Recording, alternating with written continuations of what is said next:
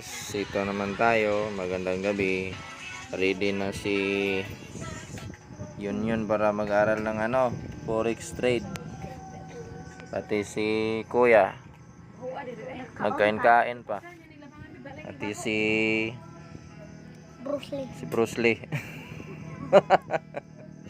binuksan na ni Yun yung yung computer natin. So gusto ni Yun na maging future trader. So kailangan mag-aral, mag-study first. Nangyari. So ngayon hanapin ni wala pa. So ready na si Bruce Lee mag-aral ng forex trade pati ito. So ang gagawin namin guys is huhulaan namin. So kailangan may strategy kung paano bumaba o tumaas yung market price sa maring i-trade natin, kagaya ng dollars, smart, gold, silver ba, mga commodities. Dito ka. Dito. Dito sa may internet. Opera browser, sige. So ngayon guys, para itong hindi ito gayon guys, hindi to siya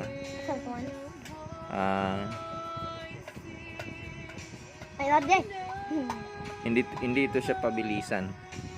Ayan. Hindi kailangan ng strategy yung pag-trade. Kunti pa lang yung alam ko, pero i-apply po natin. So ang gagamitin natin ngayon is yung expert option, kasi marami nang nag-download nito. So 5-star naman yung application niya. So ngayon subukan natin wala na So gusto nila mag-trade So aral muna tayo.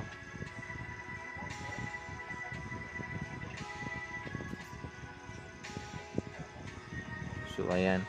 So yung pinakamataas ngayon na i-trade natin yung Smarty, kasi yung Smarty ngayon is nasa 0.34% pataas. So 82% yung ano sa to? 32%, 82% yung yung magiging profit mo sa magiging trade mo. So yun po ang pwede mong i-trade. Euro to USD, USD to Japan yen, GBP, hindi ko alam yan. Gold, Brent oil, silver, Intel, Google, Meta, marami po dyan. Pinakamataas ngayon is yung Smarty. So Smarty yun, confirm.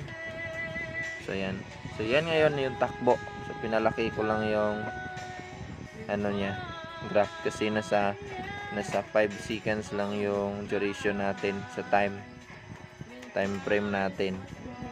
So ngayon magtatapon tayo. Hindi ito tapon bago mag-trade yun, imo sa i-analyze mo. Ayan, pataas ngayon, pataas.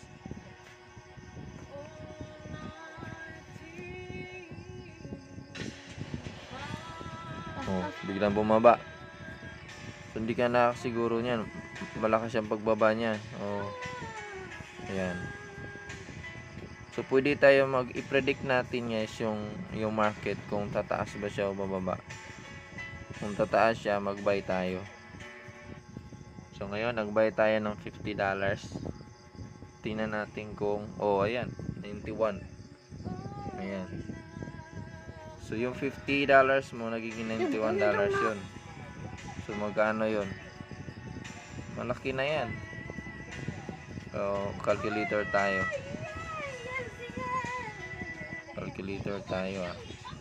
So ayan guys, napakaganda mag-trade, pero kailangan may strategy. Kapag wala naman, natatalo ka talaga. So nag-trade tayo kanina ng $50. Kumita tayo ng 91. So 91 kinita natin, minus $50 na puhunan natin. So kumita tayo ng $41. So magkano yan sa Pinas money. Gawin lang natin 50 pesos yan per dollar. Oh, isang pindot mo guys, 2,050 pesos ang kinita natin. Ang laki niyan. Pero kailangan may strategy ka talaga. Kaya maraming yumayaman dyan, marami ding natatalo dyan kapag hindi ka marunong mag-predict ng rise and fall ng market price. Ayan. So biglaan yung pagtaas yun, tingnan mo. Oh, tataas yan, pero bigla yung bumulusok yung pababa. Talo ka talaga, ayan. Prediction natin is pataas. So ayan, kumita na naman 91. Ayan. So kung 2,000 kanina, 4,000 pesos na. Oh, in seconds lang. Huwag ka magmadali para hindi ka matalo. Oh, ready na? Ready na? Oh, ikaw ready na ka? Bruce Lee. Oh. Sige. Ato duha ka cellphone na to gamiton para makita na to, i-compare na to ang duha ka gadget kung the same ba siya sa oras. Tingnan mo, kailangan guys oras.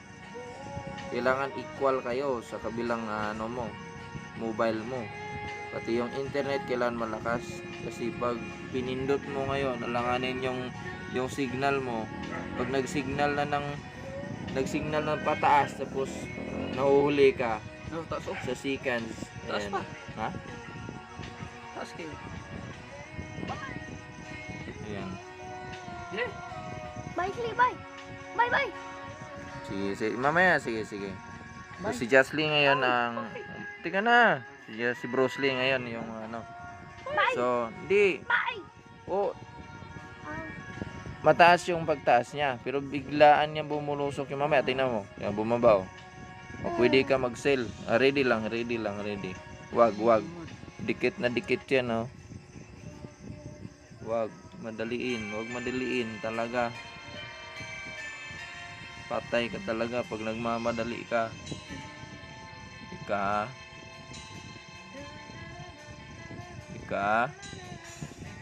Ready. Ayan, bumaba na yung market, oh. Ayan, tataas yan. Posible yan, tataas yan. Kung hindi, talo tayo. Oh, yan. Oh, kita mo? Na, diba? So, 2, 4, 6,000 na. Kinita natin. Pwede na tayong huminto. Huwag mo na madaliin. Oh, huwag ka masyado. Shadow tayo dyan. So, yun guys, yung trading guys na pwedeng mapagkakakitaan natin. Bululul na tayo. Pero kailangan to guys na pag-aralan kasi sobrang risky po ang pagtitrade po. Dami pong natatalo, dami po yung nawala ng capital dito kasi hindi mo ma-predict yung tamang pagtaas at pagbaba ng presyo sa market. So kailangan pa rin na meron tayong guide. So meron tayo ngayon sa forex chart. Live forex chart sa Philippines po yun. So ayan. So kailangan mag-search po kayo. Ayan. So nakikita nyo dyan sa baba, oh. Ayan na. One day. Ayan.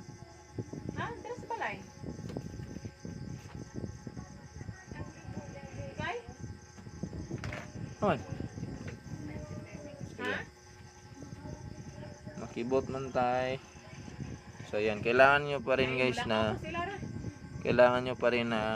tingnan yung taas baba nung market sa oras na to, sa araw na to, sa oras na to, sa buwan na to.